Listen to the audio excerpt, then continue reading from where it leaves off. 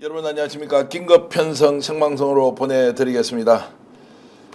저희들은 가장 빠른 소식 하나씩을 가지고 긴급 편성 생방송에서 만나 뵙겠습니다. 오늘도 대한민국 대다수 언론이 취재하고 있는 영역이 아닌 다른 곳을 취재했습니다. 그 내용 먼저 알려드릴 텐데요.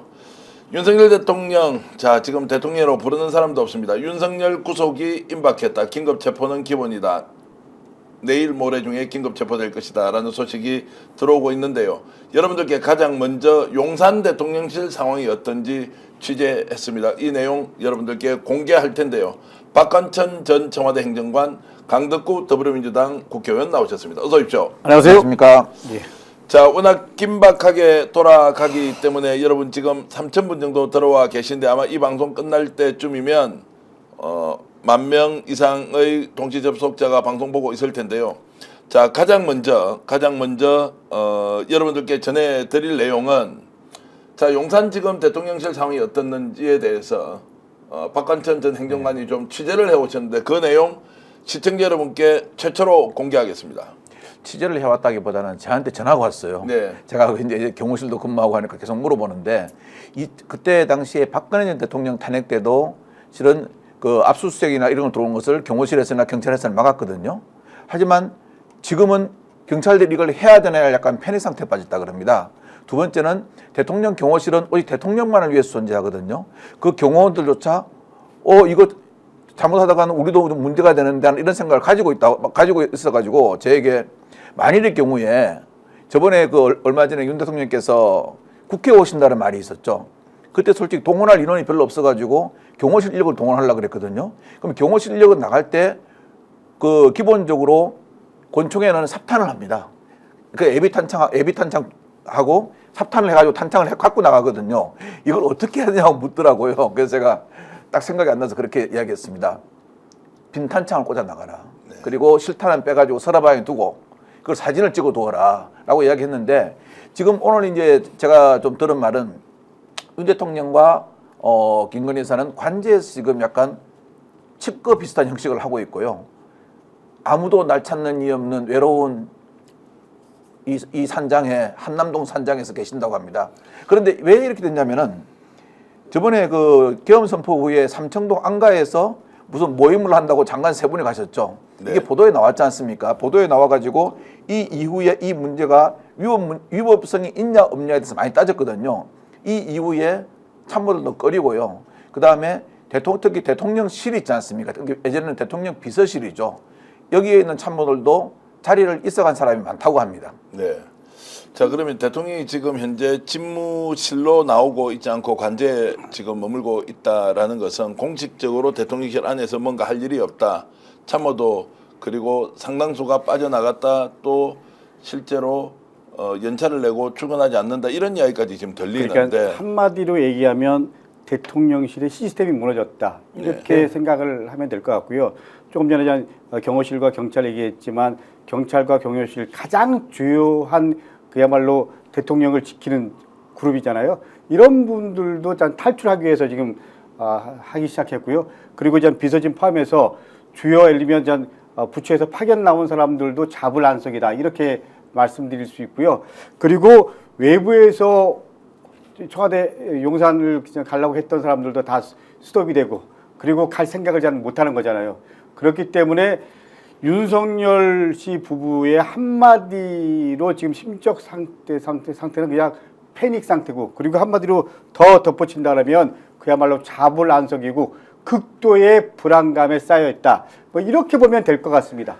저는 패닉 상태라는 지금 대통령이 패닉 상태라는 게 앞에 비상계엄 선포할 때보다 더 위험하다고 생각합니다.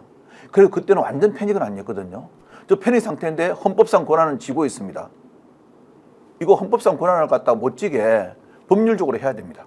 자, 이 정도 분위기에서 대통령이 국군 통수권자로서 군을 동원할 수 있다. 자, 예. 그래서 지금 대통령은 호칭 쓰는 것도 너무 듣기가 불편하다는 분들이 많이 계신데 어쨌든 윤석열이 지금 군 통수권자로서 뭔가 움직일 가능성이 있다. 그러면 군이 실제로 움직입니까? 명령을 내리는 순간 모든 게 끝이 날 건데. 군은 제가 보니까 안 움직일 겁니다. 안 예. 움직이는데 지금 왜 윤 대통령한테 국군 통수권을 가지고 있으면 안 되냐면요. 문제가 뭐냐면은 예전에 이런 상황이 있으면요, 꼭 일본이 군함을 보내가지고 우리나라 가까이에 와가지고 한 바퀴 돌고 가고요. 네. 러시아가 정찰기 보내고 하거든요. 그 우리가 만일 우리의 영해나 영공이 침범당했으면은 국군이 대응을 해야 됩니다. 근데 국군 통수권자가 지금 국군을 갖다가 통수할 수가 없는 상황이 됐거든요. 그럼 우리 어떻게 대응합니까? 저는 이 사태가 제일 위험하다고 생각합니다. 자, 이제 국군 통수권이 있다고 하는 것도 오늘 국방부에서 대변인이 공식적으로 현재는 현행법상 국군 통수권이 윤석열 있죠. 대통령이 있다라고 이제 예. 하지 않습니까?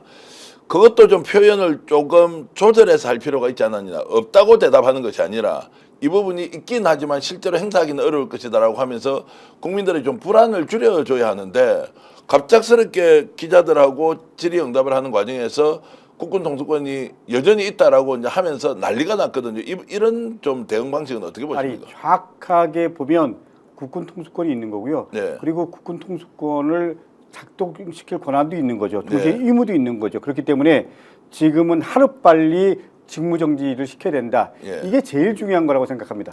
직무정지를 시키는 방법은 자 법적으로는 탄핵이고 예.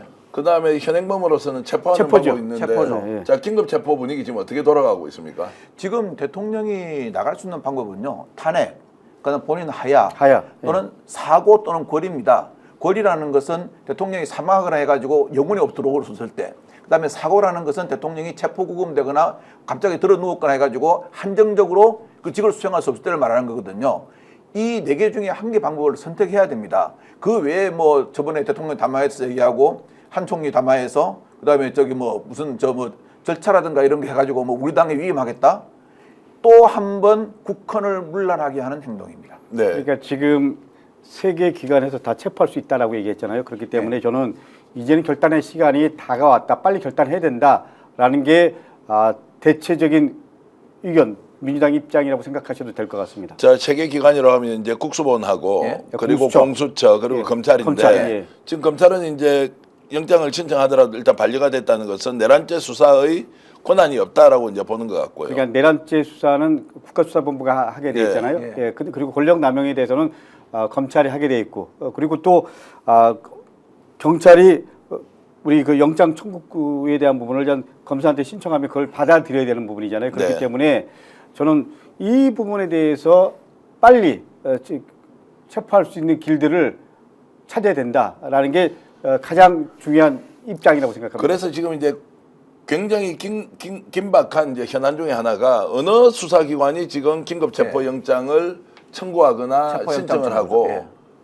두 번째는 체포영장 청구나 신청을 하고 예. 세 번째는 자 이걸 실행을 해야 하는데 지금 국회 내에서 굉장히 혼선이 있단 말이에요. 이 부분은 어떻게 정리돼야 한다고 봅니까? 실은 이런 혼선이 있을 때는 대통령께서 조정을 해줍니다. 네. 그래서 제가 예전에 수사할 때 그 특수 부장검사를 구속해야 된다고 할 때 구속시킬 때 이것을 검찰에서 할 것이냐 아니면 경찰청 지능수사대에서 할 것이냐 위에서 딱 지시가 내려옵니다. 아 이것은 안 돼, 이것은 해. 근데 지금은 그거 할 분이 아무도 죄송하지만 안 계십니다. 네. 따라서 제가 보기로는 제가 이제 그 후배들한테 전화를 해보니까 요번에 어느 기관에서 근데 참 저는 여기 나왔어도 참 이게 말하려면 눈물이 나는 게요.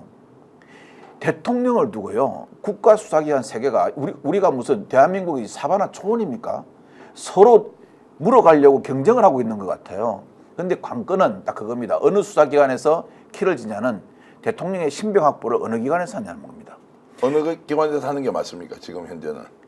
지금 현재는 제가 보기로는 이 3개 기관 조율을 해야 되는데요. 예. 자, 경찰청은 본청장, 서울청장 등 총수가 개입 여부가 있어 공정성 시비가 있죠. 자, 검찰도 공정성 시비가 있고 검찰청은 내란죄를 수사 못하고 직권 남용을 해가 내란을 타고 넘어가야 됩니다. 자, 공수처는 어떻겠습니까? 공수처는 능력이 안 됩니다. 마치 제가 있지 않습니까? 백미도 국가대표 출전한다고 우리나라 저 선수권 달라는 거나 마찬가지거든요. 저같이 이런 몸집이요. 따라서 저는 요번에 볼 때 이 내용은 특검이 이게 상설 특검이든 일반 특검이든 조속히 시행돼 가지고 이걸 조율을 해야 됩니다. 조율을 해가지고 끌고 나가야 되고요.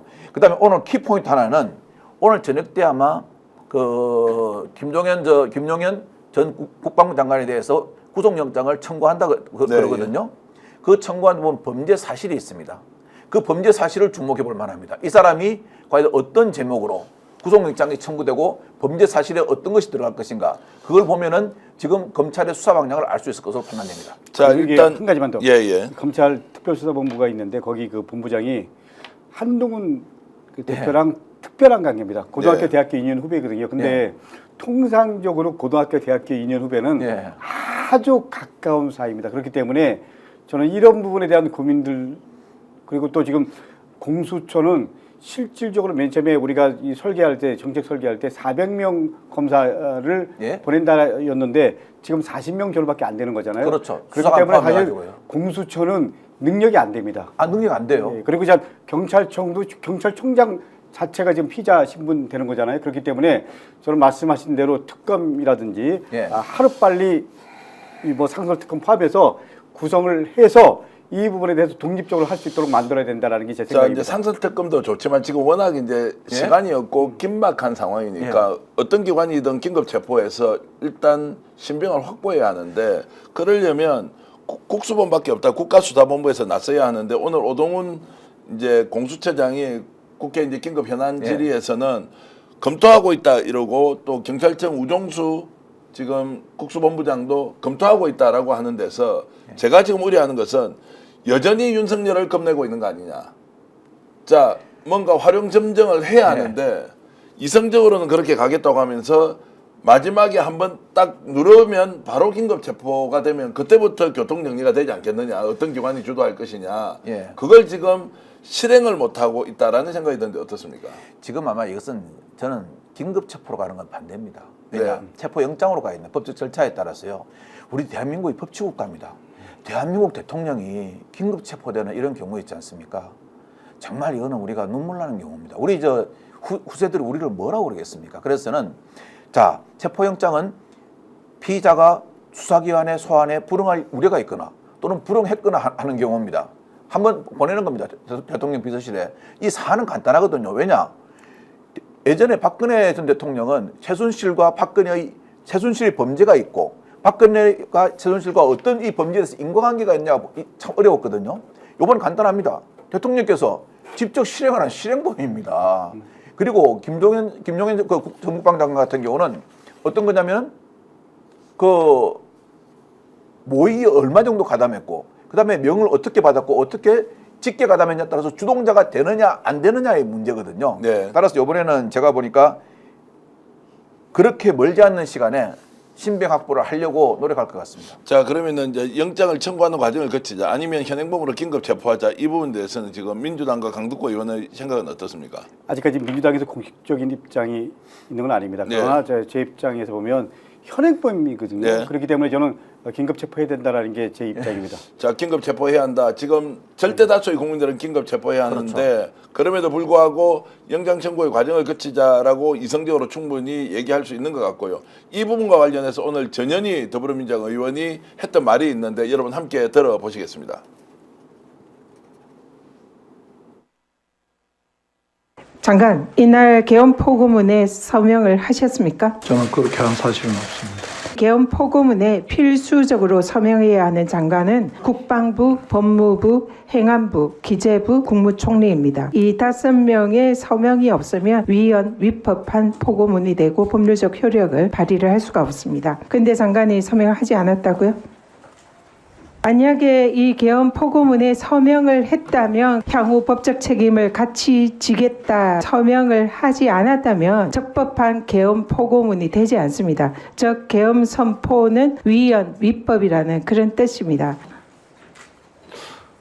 자, 이제 답변을 제대로 못하지 않습니까? 저게 이제 명백하게 현행범이라는 겁니다. 그렇죠. 이게 내란죄가 혐의가 있느냐 없느냐가 아니라 법적 절차를 아예 이행하지 않았던 그리고 내란과 관련된 명백한 증거가 있기 때문에 이것을 영장 청구의 방식으로 상대의 주장을 들을 것이냐 아니면 긴급 체포를 해도 무방하다라고 하는데 문제는 지금 긴급 체포할 주체가 없다.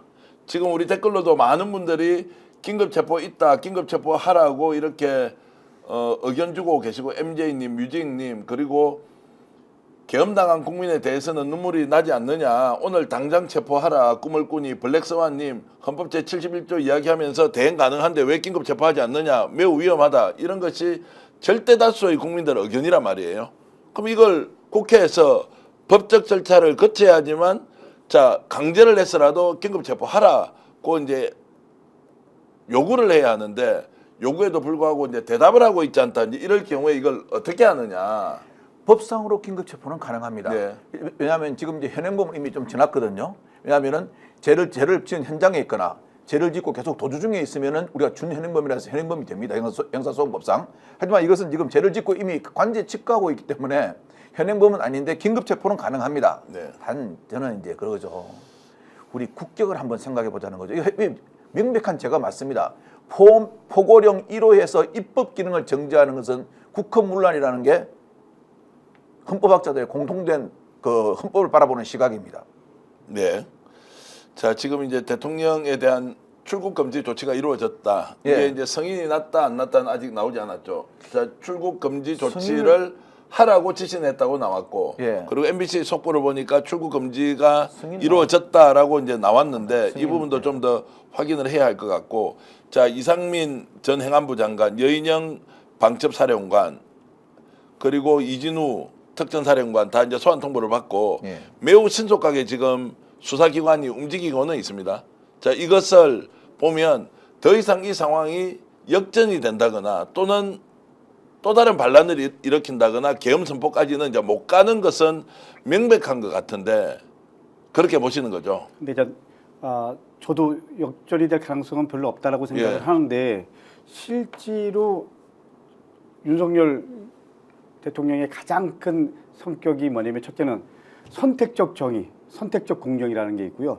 두 번째는 즉흥적이고 돌발성이 있다라는 겁니다. 그렇기 때문에 저는 지금 심리적으로 극도로 불안하고 예를 들면 상당히 불안해하잖아요. 그렇기 때문에 네. 어떤 돌발적인 행동을 할 수 있을지 그건 아무도 모르는 거 아닙니까? 맞습니다. 그렇기 때문에 저는 우리 박관철 선생님 말씀하신 대로 국격이라는 부분에서 그렇게 좀 이성적으로 대처하는 게 맞지 않겠냐라는 부분에 한편으로 공감을 하지만 지금은 그런 상황이 아니다. 그리고 국민의 분노를 일정 정도 법 체계 안에서 우리가 할 수 있는 최대한 해야 된다. 그렇기 때문에 저는 지금은 당장 긴급 체포해야 된다라는 게 대다수의 입장이고요. 그게 법적으로 근거가 있는 거 아닙니까? 그렇기 때문에 그렇게 하는 것이 맞다라는 게 제 생각입니다. 자, 여러분은 지금 생방송으로 보내드리는 긴급 편성, 지금 곧 윤석열 긴급 체포된다. 내란 속의 군 통수권 박탈은 물론이고 3, 4일 안에 구속이 될 것이다. 긴급 체포 구속이 이제 기정사실로 받아들이는 상황 여러분들께 생생하게 전해드리고요. 조금 전에 박관천 전 행정관을 통해서 지금 용산의 상황이 어떠느냐.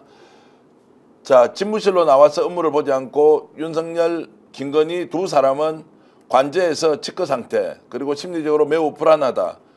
또 하나 더, 그를 보좌해야 될 참모질 상당수가 지금 출근을 하고 있지 않다. 그래서 자기들도 대통령 부부, 현재까지는 어쨌든 법적 대통령입니다. 윤석열, 김건희를 보좌하는 것이 맞느냐 아니냐, 혹시라도 이것을 실행했을 때 법적 책임이 있는 거 아니냐 없느냐라고 관련된 질문을 바깥에 있는 박한천 전 행정관에게 하고 있다. 사실상 용산 대통령실은 제 기능을 하지 못하고 시스템이 붕괴된 것 아니냐라는 추론이 충분히 가능한 그런 근거들을 여러분들께 최초로 제시해 드렸습니다. 긴급 체포에 대해서는 많은 분들이 빨리 긴급 체포해야 한다라고 정말로 본물처럼 지금 의견을 내주고 계시고요. 지금도 15,000분 정도 들어와 계시니까 대한민국 국민들이 얼마나 지금 이 문제에 대해서 불안하기도 하고 또한 이 상황을 신속하게 정리해야 된다는 정치권의 압박이 더없이 높다라는 걸 이제 느낄 수가 있습니다. 박근혜 전 대통령 그 압수수색 선례가 경호실에서 맡긴 선례가 있거든요. 따라서 지금 저거 체포영장 신청하는 거 있잖아요. 청구하는 거 있지 않습니까? 네. 한 서너 시간만 하면 됩니다. 제가 지금 체포영장에 쓰라 그래도 저 자신 있게 받아낼 자신 있게 받아낼 자신이 있습니다. 그리고 아까 강 의원님 말씀하신 것처럼 심리적으로 뭐 참 이런 사람이 아니고요. 정말 치료가 필요할 정도인 것 같습니다. 무엇을 상상해도 우리 윤 대통령께서는 상상 이상인데요. 이분이 문제는 법적 지위를 가지고 있다는 게 그게 가장 위험한 거죠. 따라서 지금 어느 기관이든 뭐 한다 뭐 이렇게 조치했다 이렇게 하지 말고요. 체포영장은 조사를 안 하고 바로 신청할 수가 있습니다. 그렇기 때문에 체포영장을 먼저 신청해 가지고 있다가 이것을 집행할지 안 할지는 추후 판단을 하는 거죠. 긴급 체포가 될 정도면 체포영장 바로 집행해버립니다. 체포영장은 보통 30일이나 60일 동안 체포가 가능한 체포영장이 바로 나오거든요. 이것은 체포영장 신청하면 바로 나옵니다. 근데 자 우리 박관철 선생님이 네. 고민해야 될 게 있습니다. 예. 법적 지위를 가지고 있다 그랬잖아요. 예. 그러면 지금 저 불안한 상태에 어떻게 될지 모르는 거잖아요. 예. 그리고 돌발성과 즉흥성이 있다 그랬잖아요. 예. 그렇기 때문에 사실 정상적인 사람이 애초에 아니었습니다. 예. 제가 지난번에 그 탄핵 발의가 안 된 상태에서 우리 이제 국회에 나왔을 때 그때 한 10시 반 11시 사이였을 겁니다. 예. 1시간 동안 나가지 못했습니다.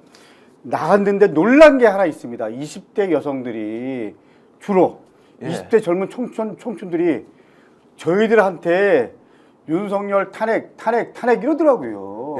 예, 저도 나갔었어요. 어저께도 제가 그런 모습을 봤어요. 예. 실제로 이거는 완전히 새로운 맞아요. 현상이고요. 그야말로 20대 어떻게 보면 정치에 별로 관심이 없던 이 세대가 드디어 정치에 관심을 갖게 됐고, 아, 왜 우리가 거리에 나설 수밖에 없는지, 왜 윤석열을 탄핵시킬 수밖에 없는지, 이런 것들에 대한 공감대와 분노가 그야말로 임계점을 넘어섰는데, 지금 우리가 법적 근거를 갖고 있는 그야말로 첩보영장 빨리 발부해서 경호실이랑 협의해서 그렇습니다. 저는 예.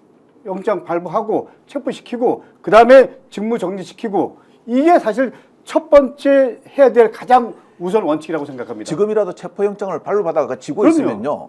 긴급 체포할 때 경호실과 부딪힐 수 있는 충돌 요소가 확 없어집니다. 체포영장의 집행은 공무집행입니다. 이걸 만약 방해하면 공무집행 방해죄가 별도로 성립됩니다. 따라서 저는 제 말은 지금이라도 빨리 한다 하지 말고 체포영장을 넣어야 됩니다. 그렇죠. 예. 그리고 자, 이걸 공개적으로 해야죠. 예. 체포영장을 신청하는 것도 국민들에게 알리고 어떤 예. 상황인지를 실시간 중계해야 한다. 지금 절대다수의 국민들이 불안에 떨고 있고요. 자, 그래서 체포영장 신청이 이루어진다고 보고 조금 전에 정청래 법사위원장도 본인의 감으로는 자, 긴급 체포가 되고 구속된다. 며칠 안에 구속이 된다. 이런 얘기가 있고 오늘 언론사 정치부장들이 나누는 우리 이제 공유방이 있습니다. 거기에도 결국 11일, 12일 정도에는 구속이 된다는 전제하에 아마 정치 일정이 이루어질 것이다. 이제 그 안에 수없이 많은 일이 자, 국힘을 중심으로 한동훈을 중심으로 생기겠죠. 그러나 근본적으로 윤석열에 대한 긴급 체포와 구속은 불가피한 상황이고 누가 이것을 이제 실행하느냐 이 문제가 남아 있습니다. 자, 이 질문 좀 드리겠습니다. 만약에 긴급 체포되면 구금 상태가 되지 않습니까? 그렇죠. 그 상태에서 구속까지 바로 가버리는 거죠. 다시 용산으로 돌아갈 수 있습니까? 아니 이제 영장 심사를 하겠죠, 그죠? 예. 영장 심사를 하면 좀 전에 예를 들면 이거 한동훈도 그렇고 이거는 다 내란죄다. 이거는 뭐 여야 그리고 대한변협도 다 그렇게 입장 연계된 거 예. 아닙니까? 그렇기 때문에 다시 용산으로 갈 가능성은 없다. 없다. 예, 통상적으로 그렇죠. 왜냐하면요. 예.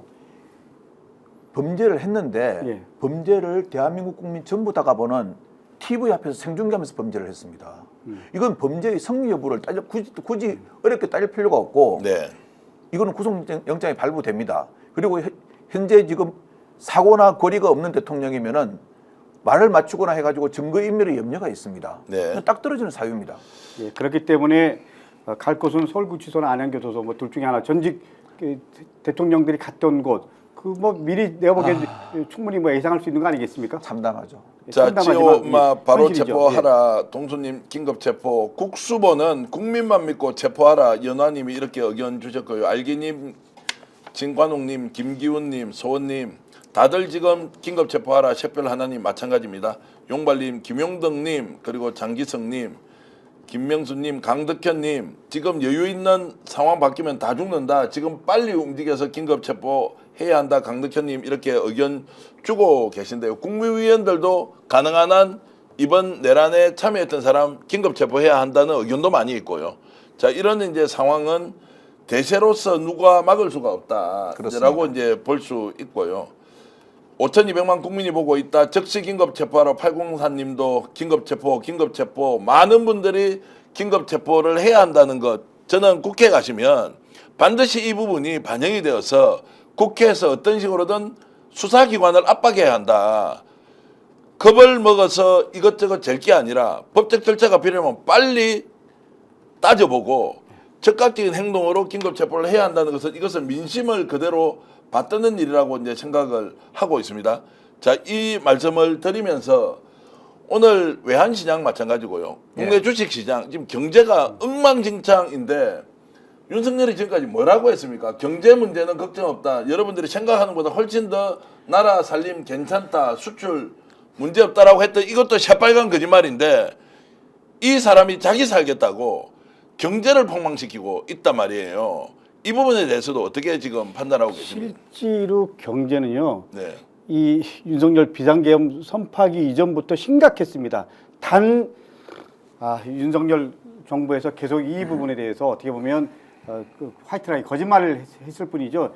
더군다나 민생 경제는 훨씬 더 체감 경기가 안 좋습니다. 그렇기 때문에 지금 이 비상계엄 이후에 환율 문제라든지 뭐 그 국제 시인도들이 훨씬 더 지금 나빠지는 상황이기 때문에 지금 상상 이상으로 지금 환율 문제도 지금 1,400 지금 넘었잖아요. 네. 포함해서 지금 시인도가 떨어지면 당장 예를 들면 소위 말하는 뭐 수출이라든지 또 예를 들면 대미 관계, 뭐 대일 관계, 대중 관계 다 영향을 미칠 거 아닙니까? 이런 부분들을 어떻게 풀어야 될지 그렇기 때문에 저는 이제 윤석열 체포 막 한 다음에 이제 경제 포함해서 민생 어떻게 살릴 거냐 이 부분에 대해서 여야가 힘을 합쳐야 된다고 생각합니다. 오늘 국회 돌아가실 거죠? 예. 네. 국회 돌아가시면 반드시 수사기관에 그걸 말씀해 주십시오. 체포영장을 지금 당장 해가지고 체포영장을 발로 받아 놔라. 발로 받아 놓아라. 이거의 집행 여부는 나중에 따져도 됩니다. 체포영장은 보통 30일짜리를 주거든요. 30일 안에 언제든지 체포할 수 있습니다. 자, 긴급 체포를 하다가 만일 또 충돌이 일어나지 않습니까? 그러면 어차피 체포든 긴급 체포든 신병을 확보하는 거거든요. 영장을 미리 받아놓고 확보하면은 혼란이 없습니다. 근데 긴급 체포를 하면 이게 맞니 안 맞니가 또 충돌이 일어날 수가 있거든요. 그러니까 그걸 오늘 가시면은 지금 바로 이 정도 혐의만 돼도요. 체포영장은 100% 떨어집니다. 자, 그래서 지금 꼼수 수작 부릴 수 있는 시간을 주지 않아야 한다고 하고요. 노정면 의원이 오늘 경제 문제와 관련해서 1시간 전에 페이스북에 이런 글을 올렸습니다. 여러분 한번 보시겠습니다. 친윤들에게는 아예 기대가 없었으나 건너뛰고 한동훈 씨의 소위 친한이라는 불리는 분들 금융시장 어쩔 겁니까? 한국경제 어쩔 겁니까? 죄를 듣는 방법은 하나. 지금 당장 8명 이상 모아서 탄핵 찬성 기자회견을 해라. 이렇게라도 시장의 불확실성을 제거하세요. 당신들이 뭔데 수백조 원을 날립니까? 이 정도도 예상 못했습니까? 라고 하면서 정치판에서 노름하고 있을 시간이 없다라는 저 호소를 꼭 지금 8명의 국회의원들이 모여서 우리는 탄핵 찬성하겠다라고 하면 탄핵이 이제 불확실성에서 제거가 되지 않습니까? 이런 부분이 한국 정제 전반에 매우 중요하다. 지금 주식하는 사람들 그리고 환율 때문에 지금 수입 물가가 폭등을 할 것 아닙니까? 외국의 아이들 공부시키는 부모들 어떻게 할 것이며 군에 있는 우리 자식들 다 지금 불안해서 혹시라도 윤석열이 딴짓할지 모른다라고 하는 것들을 해소하려면 탄핵에 대해서 결의하는 사람이 빨리 나와서 기자회견을 해라. 너희들이 지금까지 경제는 안보는 보수가 다 책임진다면서 최고라면서 완전히 지금 사기꾼들이 되고 있는 이 상황을 직시하도록 우리가 압박해야 한다. 이 말씀을 좀 드리고요. 대한민국 경제의 가장 큰 리스크는 윤석열이었습니다. 예, 그렇기 맞습니다. 때문에 지금은 우리 박 선생님이랑 약간 입장 차이가 있을 수 있는데 저는 정광석화 그러니까요. 이 전략으로 갈 수밖에 없다. 그게 맞는 게요. 제가 아까 오기 전에 국제 증시하고 우리나라 중요 기업의 회사채 있지 않습니까? 그걸 한 5일 걸 비교를 했어요. 처음에 계엄 선포했을 때보다 언제 더 떨어졌는 줄 아십니까? 탄핵이 그 개표를 못하고 안 됐지 않습니까? 네. 그때 더 떨어졌습니다. 왜냐? 그것은 뭐냐면은 불확실성 때문입니다. 지금 윤석열 대통령께서 저기에 온전치 못한 상태에서 법적 권한을 쥐고 있으면 불확실성이 계속 증가되거든요. 이건 계속 추락으로 가는 겁니다.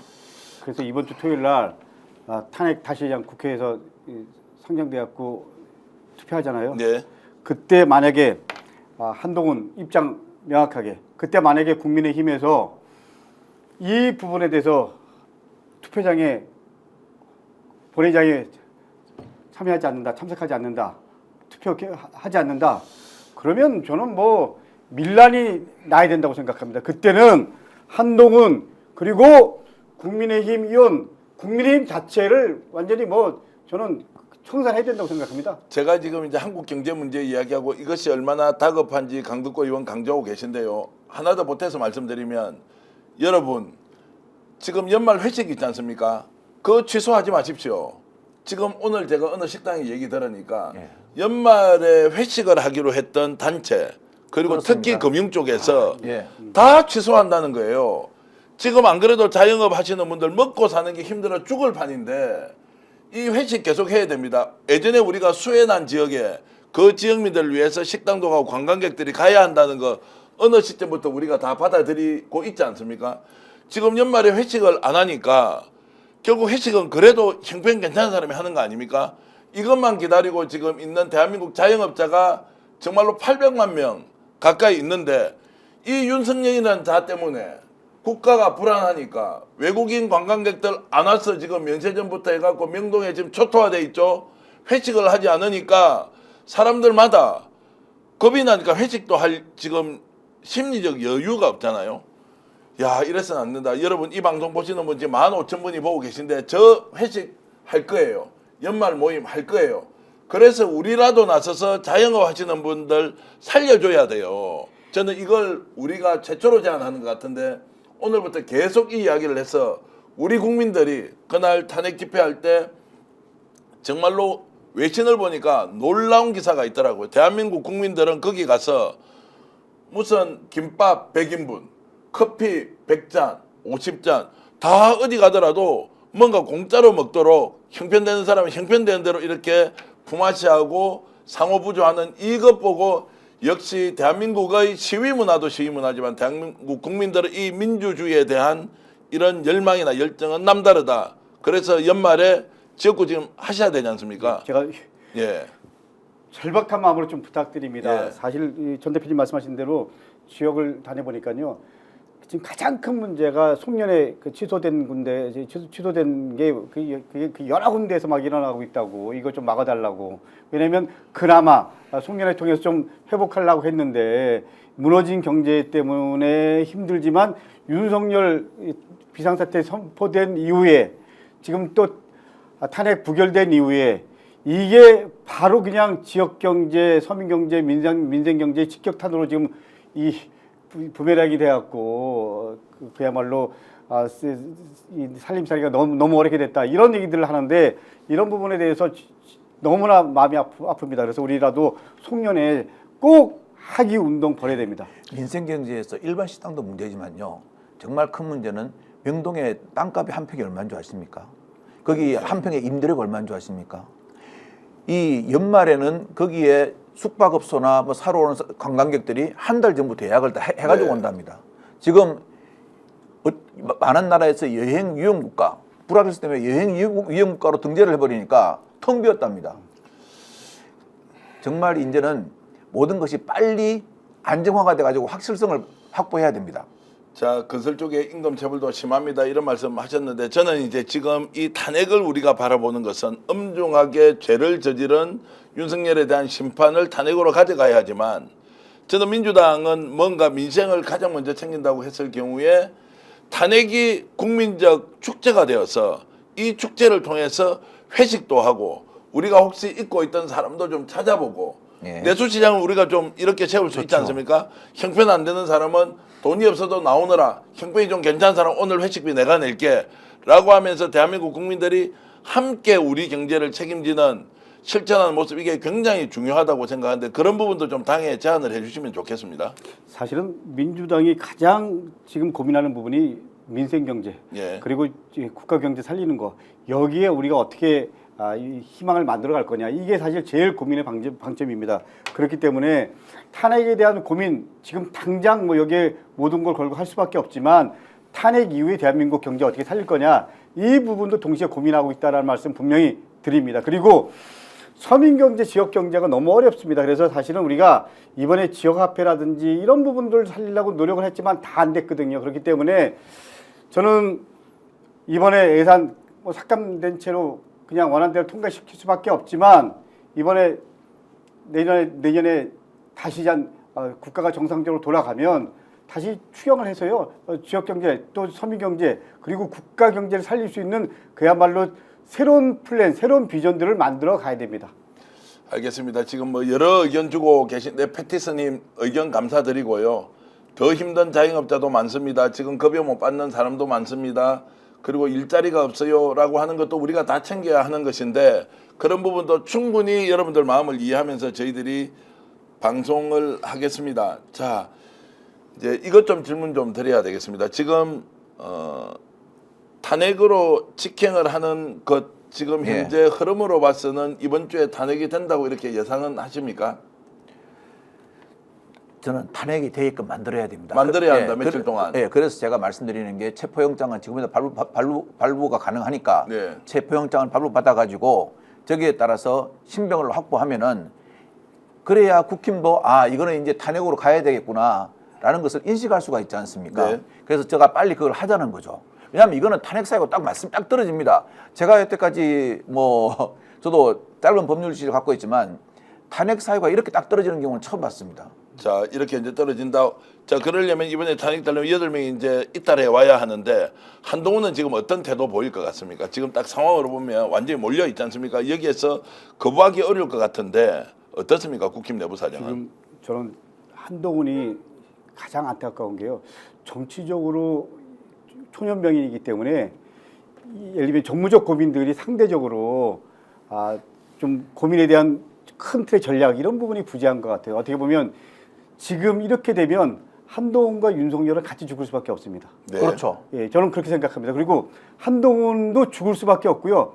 지금 이렇게 계속 탄핵 이 부정적인 입장이라면 국민들은 한동훈, 윤석열 같이 죽어야 된다고 생각을 할 겁니다. 그렇기 때문에 지금 며칠 안 남았습니다. 한동훈도 분명히 입장을 이제 보여줘야 됩니다. 그리고 지금 김혜지 의원이랑 안철수 의원 2명이잖아요. 이제 제가 보기에는 이게 개별적으로 의원 설득하는 것도 중요하지만 저는 큰 틀의 판들을 탄핵을 하면 예를 들면 제가 알기에는 한 3개월에서 6개월 사이에 헌재 나오잖아요. 그러면 그 다음에 대선이 있기 때문에 실제로 대통령이 하야하고 뭐 이런 것보다는 시간도 있는 거 아닙니까? 그렇기 네. 때문에 한동훈 입장에서도 그렇고 보수 세력 입장에서도 그렇고 국민의힘 입장에서도 그렇고 어떻게 보면 탄핵으로 가는 게 더 시간 벌기에는 나은 거 아닙니까? 네, 예, 그리고 그렇죠. 우리가 지금 가장 중요하게 생각하는 건 대통령 윤석열 직무 정지시켜야 된다. 그렇죠. 이런 입장에서 우리가 하자라는 거지 단순하게 민주당 입장 이런 거 아니거든요. 그렇기 때문에 저는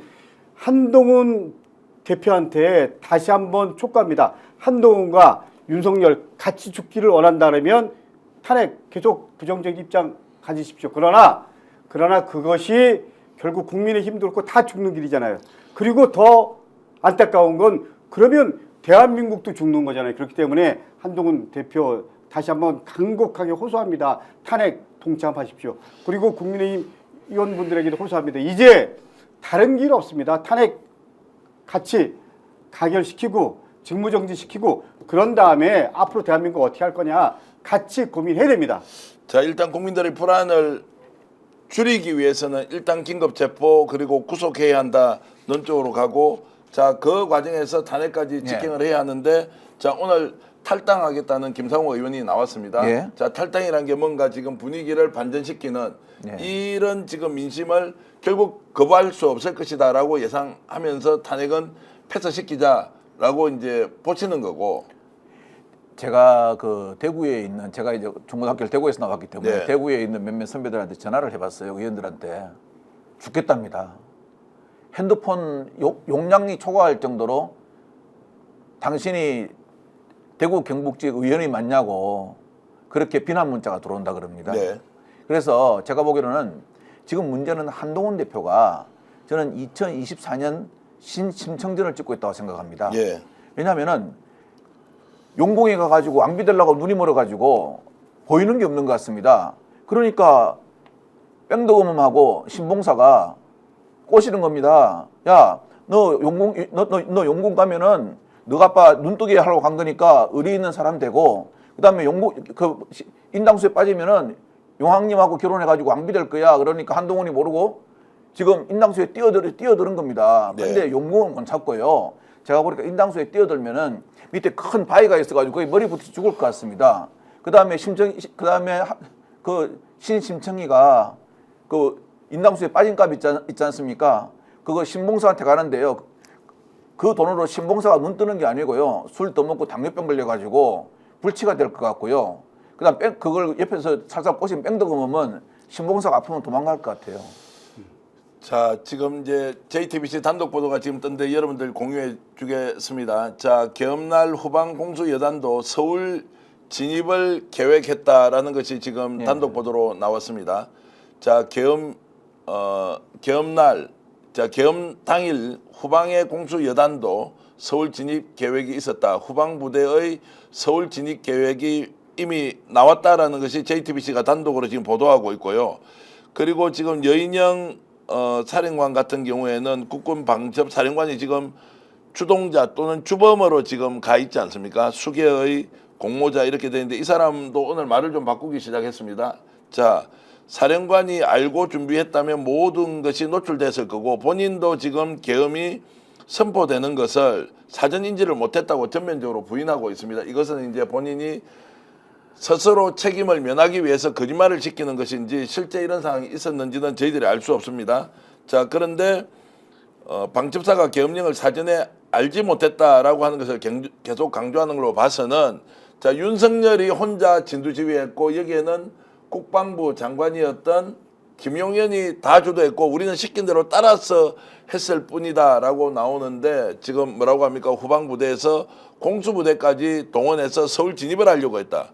자, 주요 정치인들 구금해서 과천에 있는 방첩사 구금실을 준비해놨다. 자, 이런까지 했는데 이제 완전히 발을 빼면서 정말로 군인 정신이 이따위로 가지고 있는 사람이 무슨 군인이었나라는 생각이 듭니다. 근데 이제 분명한 건 이겁니다. 이거 전 나오면 나올수록 까면 깔수록 이거는 계획적이었다. 네. 그렇기 때문에 어쨌거나 마지막 최종 책임자는 윤석열 스스로가 얘기했듯이 본인한테 책임이 있다라는 거 아닙니까? 그렇기 때문에 지금은 긴급 체포할 충분한 법적 근거가 있고 명분이 있고 그럴 수밖에 없고 그래야 된다. 이게 법적 근거와 국민의 여론이잖아요. 그렇기 때문에 긴급 체포해야 될 수 있는 순서 빨리 밟아야 된다라는 게 제 첫 번째 요구고요. 예. 그리고 국민의 요구고요. 그리고 그 부분에 대해서는 이제 여야가 있을 수 없다라고 생각합니다. 그리고 한동훈 대표한테 다시 한번 분명히 얘기합니다. 한동훈 대표가 사실 마지막 생각은 이런 걸 겁니다. 내가 다음에 대통령 될 수 있냐 없냐 이거 갖고 지금 머리를 다 쓰는 거 아닙니까? 제가 그렇기 그렇지 때문에 않습니까? 인당수에 그 용구 가지고 요왕님 만나려고 빠졌는데 밑에 민심이라는 거대한 바위가 있었어요. 거기 머리 부딪혀 근데 죽습니다. 한동훈 대표가 사실 이건 생각 못했을 겁니다. 예를 들면 한동훈 또 국무총리 둘이 그야말로 권력을 잡고 하겠다고 하잖아요. 그거는 제2의 내란이라고 우리가 분명히 규정했잖아요. 법적 당연하죠. 근거도 없고. 예. 그렇기 때문에 사실 어떻게 보면 지금 국민들은 한동훈도 윤석열 못지않은 놈이구나. 어떻게 보면 한동훈이야말로 더 무서운 놈이구나. 내가 놈이라고 해서 미안한 얘기인데 국민들은 이미 그렇게까지 인식하고 있는 거잖아요. 그렇기 때문에 한동훈 대표가 이 입장을 견지하면 저는 한동훈부터 먼저 보낼 수도 있다. 국민들 여론으로 저는 그렇게 생각합니다. 안 보내도 자, 안 보내도 죽을 것 같습니다. 자, 지금 이 순간에도 한 광역자치단체장은 자, 지금 탄핵하면 안 된다는 1인 시위를 벌이고 있다는데 지금 누구인지는 좀 더 확인을 해봐야 되겠습니다만 일부에서는 지금 반발을 하고 있긴 하다. 그러나 대세를 뒤집을 만한 상황은 절대 아니다. 이런 지금 민심의 흐름을 제대로 이해하고 있지 못하는 정치인이나 또는 국민들을 어떻게 우리가 바라봐야 할지. 자, 지금 여러분들이 지금 긴급체포가 경제를 살리는 것이고 긴급체포가 정치를 안정화시키는 것이고 긴급체포만이 지금 현 상황을 제대로 관리할 수 있다는 의견 공이 다 주고 계십니다. 자, 왜 이렇게 망설이는지 이상봉님 걱정이 돼서 의견을 주고 계시고요. 자, 조은징조님께서는 그 인간 누구요? 바로 까주세요 라고 하는데 지금 누군가 1인 시위를 하고 있다고. 홍준표 같아요. 맞습니까? 자, 그건 아닌데 어쨌든 제가 지금 보도 내용을 확인을 못해서 여러분들과 함께 좀 더 누구죠? 챙겨봐야 하는데 제가 이제 언론 보도로는 지금 확인을 못하고 있으니까 혹시 1인 시위를 하고 있는 광역자치단체장이 누구인지 도지사라고 하는데 한번 확인을 해봐 주시면 좋겠고요. 자, 동조자도 긴급체포해서 가두어라. 긴급체포해야 한다. 긴체다. 그러고 이래라 국수본 법원아. 자, 긴급체포해야 된다는 말씀. 자, 이 질문 좀 드리면서 제가 이제 예. 그 좀 더 이렇게 마지막을 좀 세게 정리해 보겠습니다. 자, 윤석열 지금 계속 버팁니까? 아니면 본인이 자진 사퇴할 가능성이 있습니까? 없습니까? 저는 대통령이라면 자연사퇴 해야 된다고 맞는데요. 예, 지금까지 한 행동으로 봐서는 강제적으로 체포해야 됩니다. 예, 예. 저도 윤석열은 버틸 거라고 생각합니다. 그렇기 때문에 예. 저는 하루빨리 체포하는 게 맞다라는 게 제 생각입니다. 하루빨리 체포해야 윤석열은 한다. 버틸 거다. 버틴다 이렇게 보시는 거고 지금 자치단체장이 질서 있는 퇴진을 요구했지만 지금 탄핵 반대쪽으로 의견을 모으고 있다. 의견을 모으고 있는데 뭔가 입장 발표를 할 것인지 말 것인지는 자 고민을 하고 있다는 내용은 지금 나오고 있고요. 윤석열 계속 자 버틴다. 그러면 자진 사퇴 가능성 없다라고 하면 긴급 체포 외에는 이제 없는 거 아닙니까? 예, 체포죠. 어떤 짓든 체포입니다. 예. 긴급 체포든 영장인 체포든. 예. 지금 제가 보기로는요. 저 헷갈리고 있는 것 같아요. 박근혜 전 대통령 탄핵 때는요. 박근혜 전 대통령의 인과관계가 잘 범죄의 연루 인과관계를 찾는데 시간이 걸렸습니다. 저거는 대통령께서 헌법과 법률을 본인 스스로 만천하에 공개하면서 딱 떨어지게 위반한 겁니다. 네. 제가 그 자치단체장한테 분명히 제가 한번 교훈을 하나 드릴게요. 그때 당시에 뭐 유승민 의원이 탈당하고 그러니까 배신자 프레임에 그 쌓였다 그러지 않습니까? 그걸 생각하는데 그때의 어떤 위헌적 위법적 요소하고 지금 위헌적 위법적 요소는 천냥지차입니다. 아니 그런 부분도 있지만 예. 윤상현 의원 같은 사람은요. 1년 지나면 국민들이 다 잊어버린다. 그렇기 때문에 예. 염려하지 마라. 이렇게 하고 있잖아요. 윤상현 의원 실제로 지역구에서 그렇기 윤상현 때문에- 의원을 잊어버릴 겁니다. 아니 그렇기 때문에 지금 국민의힘 의원들은 의리 지켜야 된다. 이런 흐름들도 있잖아요. 아마 지금 광역단체장이 누군지 모르겠지만 국민의힘의 정서는 여전히 상당 부분 시대 정신, 국민의 요구들을 전부 다 외면하고 의리 지켜야 된다. 그리고 윤석열 우리가 지켜야 된다. 뭐 이런 식의 생각들이 명분이라고 지금 나름대로 착각을 하고 있는 것 같아요. 그렇기 때문에 우리는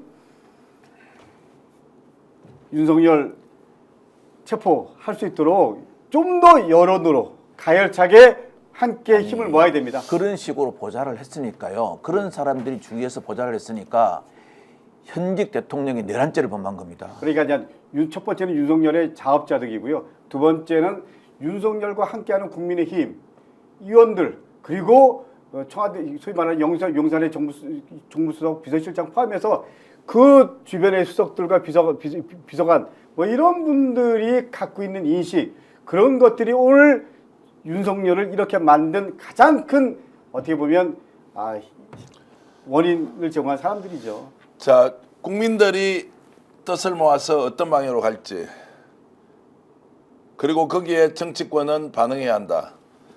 이런 말씀을 좀 드리면서 지금 현재 탄핵이 기정사실이 되고 그 이전에 반드시 긴급 체포하고 구속해야 한다라는 것은 어느 누구도 막을 수 없다. 여기에서 막는 자가 나온다면 그는 앞으로 정치 생명이 더 이상 지속되지 않을 것이다. 국힘이든 국힘의 소속 의원이든 한동훈이든 아니면 광역자치단체장이든 그런 국민적 심판을 받을 것이다 라고 말씀을 드리겠습니다. 여러분 오늘 이 바쁜 중에도 강덕구 의원이 저희들과 함께 윤석열 탄핵과 긴급체포 구속을 외치고 있습니다.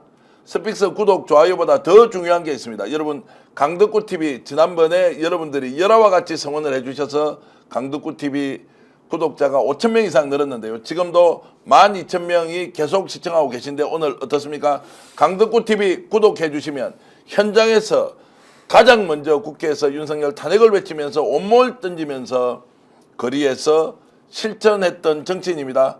여러분 구독, 좋아요는 스픽스가 아니라 오늘은 강덕구 의원 TV, 강덕구 TV의 구독을 꼭 좀 눌러주시면 자 스픽스와 함께 강덕구 의원 대한민국 민주주의를 더욱더 발전시키고 반드시 윤석열, 김건희를 탄핵해서 구속시키고 거기에 대한 법적 단죄를 반드시 할 것이다.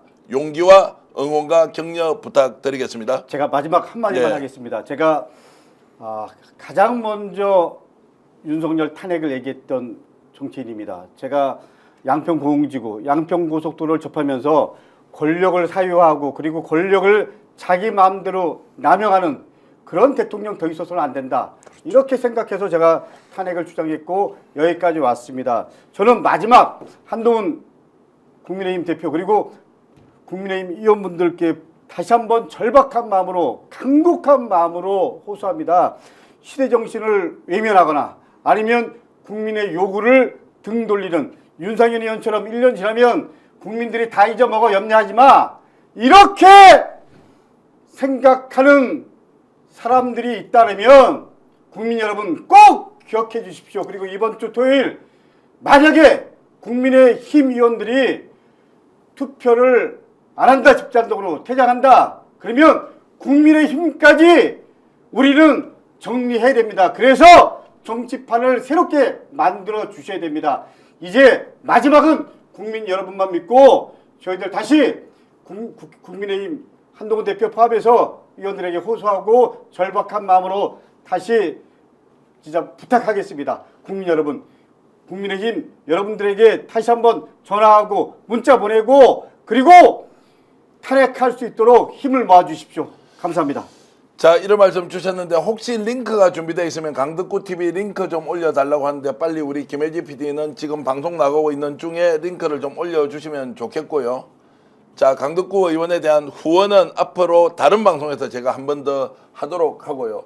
박한천 이제 지금 행정관님도 오늘 강덕구 의원의 이런 절절한 호소, 네. 왜 우리가 지금 스픽스에서 강덕구 의원을 모시느냐면요, 가장 먼저 탄핵을 외치고 가장 먼저 거리에 나가서 정말로 투사처럼 활동을 해온, 정말로 현장에서 누구보다 국민의 뜻에 따라서 윤석열 탄핵을 외쳤던 분이다, 이런 말씀을 좀 드리면서, 자, 링크 찾을 수 있으면 해주시고, 아니면 여러분들 강덕구 TV 좀 들어가셔서 많은 분들이 지금 강덕구 TV 구독 누른다고 하고 계시니 화이팅 하십시오. 저희들 대신해서 싸우고요. 예. 거리에서 정말로 열심히 나라를 위해서 뛰고 있는 우리 애국자, 애국 민주 시민 여러분들께도 진심으로 감사의 말씀드리면서 오늘 긴급 편성한 강덕구, 박환천 두 분의 방송 모두 마치겠습니다. 만덕이님께서는 슈퍼챗 보내주시면서 강덕구 의원님, 새 안양의 회원이 제 남편입니다. 항상 응원하고 감사드려요.